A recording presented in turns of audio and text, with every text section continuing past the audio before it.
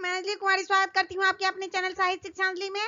आज मैं संस्कृत का जो बुक है प्यूसम, उसमें पाठ 4 है चत्वारो वेदा, जिसको मैं अपने चैनल पे पढ़ा चुकी हूँ और आज मैं उसका प्रश्न और उत्तर करवाऊंगी। इसी तरह मैं संस्कृत के जो सिलेबस हैं पूरे सिलेबस को कंप्लीट करवाऊंगी और फिर 10th की ओर बढ़ूंगी। तो चलिए चलते हैं प्रश्नोत्तर की तरफ। अभ्यासः मौखिकः, यह जो प्रश्न है यह ओरल प्रश्न है, मौखिक प्रश्न है। आपको ओरल में इसका आंसर देना है। उत्तराणि वदता, उत्तर देने के लिए कहा जा रहा है, उत्तर बोलने के लिए कहा जा रहा है। और प्रश्न संख्या 1 का क है अस्माकं प्राचीना संस्कृति कुत्र सुरक्षिता अस्ति।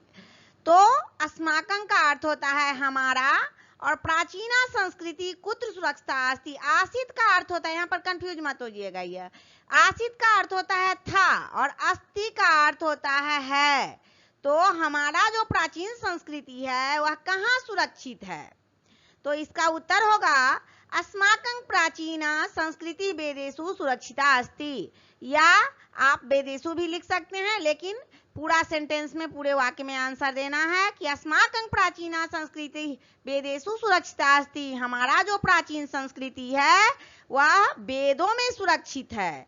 अब ख है वेदाः कति सन्ति, कति सन्ति वेदा, मैंने चैप्टर में पढ़ा दिया है कि वेद कितने हैं।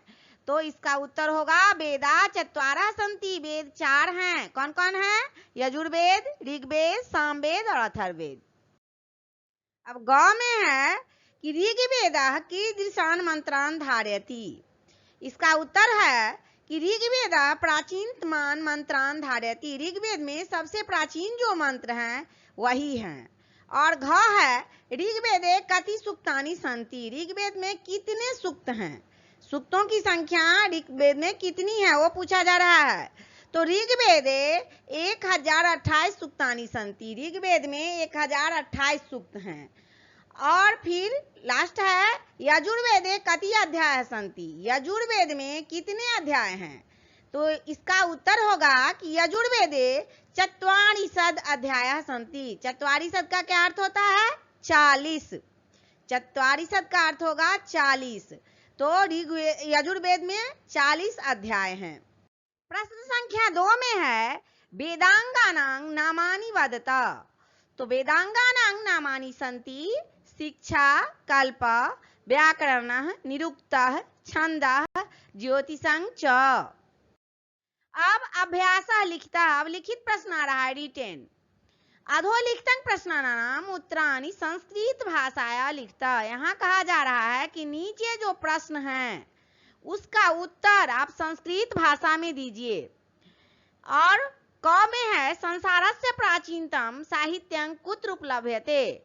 तो इसका उत्तर होगा संसारस्य प्राचीनतम साहित्यं वेदेषु उपलभ्यते। इससे पहले भी मैं बता दी हूँ कि संसार का सबसे प्राचीनतम साहित्य जो है वह वेद में उपलब्ध है। और ख में है ऋग्वेदे कति मंडलेषु विभक्ता, ऋग्वेद को कितने मंडलों में विभक्त किया गया है। तो ऋग्वेदः 10 मंडलेषु विभक्तः।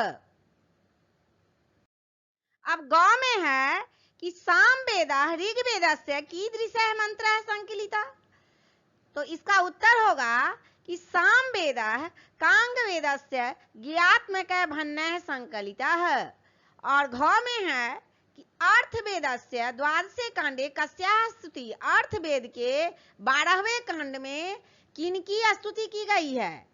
तो इसका उत्तर होगा कि अर्थवेदस्य द्वादशे कांडे मातृभूमेः स्तुतिः, अर्थवेद के 12वें कांड में मातृभूमि की स्तुति की गई है। और फिर है वेदांगानि कति सन्ति तेषां।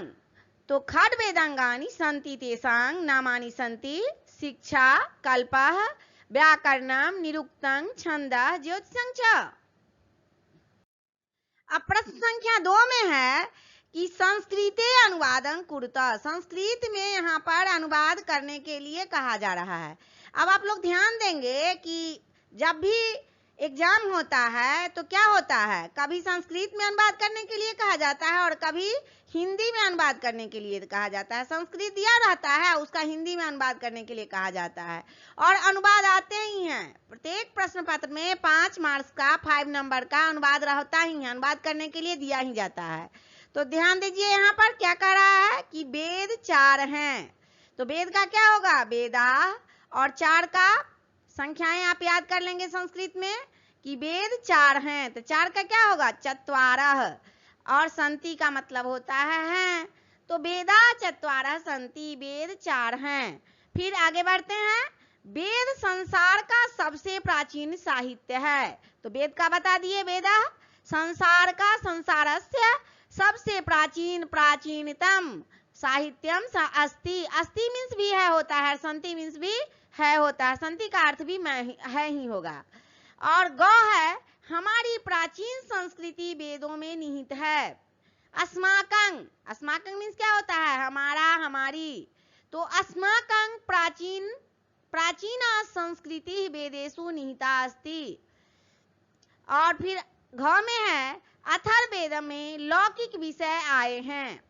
तो अथर्ववेदे लौकिकानि विषयानि वर्णितानि सन्ति। और फिर लास्ट में है, हमें वेद पढ़ना चाहिए। ये बहुत अच्छी बात दी हुई है कि सबको, हिंदू है ना, तो हिंदू धर्म में वेद को महत्व दिया गया है। वेद में हमारी सभ्यता संस्कृति की जानकारी मिली है, तो हमें वेद पढ़ना चाहिए। वयम वेदान पठितव्यम। मैंने इस चैप्टर का प्रश्न उत्तर जो था उसको कंप्लीट करवा दिया, और आगे भी सीरियल वाइज हम लोग पहले चैप्टर पढ़ेंगे, फिर उसका प्रश्नोत्तर कंप्लीट करवाएंगे। और आप लोग क्या कीजिए कि चैनल को सब्सक्राइब कीजिए, वीडियो को लाइक कीजिए, अपने दोस्तों में शेयर कीजिए, ताकि आप लोगों को भी मिलता रहे। तब तक के लिए जय हिंद, जय भारत।